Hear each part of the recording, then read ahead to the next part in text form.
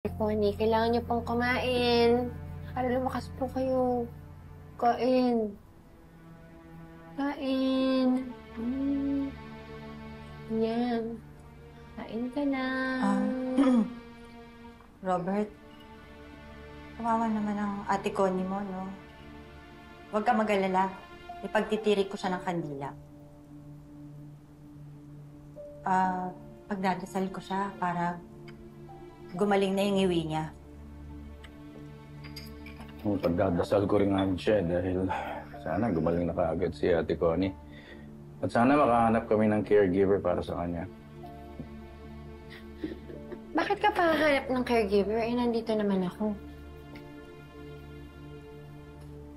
Oo nga naman. Mahusay naman mag-alagang anak ko. Alam mo yan. Pero hindi ba nakakahiya sa inyo? Bakit naman? Kahit naman ayaw sa akin ni Ate Connie, kahit sinasaktan niya ako dati, baliwala lang sa akin yun. Basta mahal mo, mahal ko na rin. Pamilya tayo. Salamat.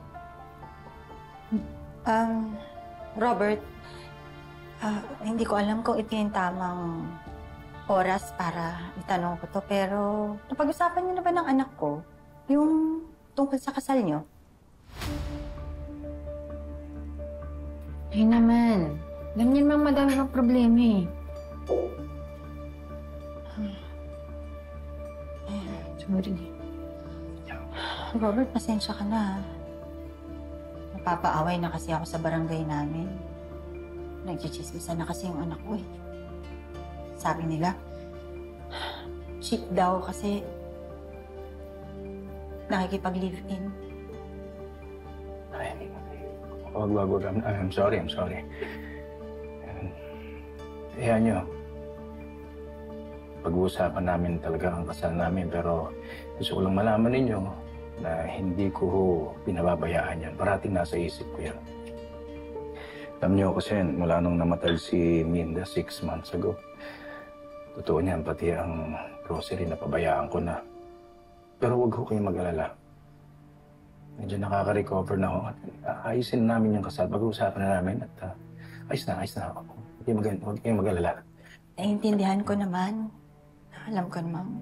Siyempre, mas importanteng kumaling muna si Ate Connie mo. Tapos, maayos niyo yung business niyo. Saan man ako nagmamadali? Maraming salamat. Thank you for understanding. Thank you. Alam ko namang hindi mo na ako pakakawalan eh.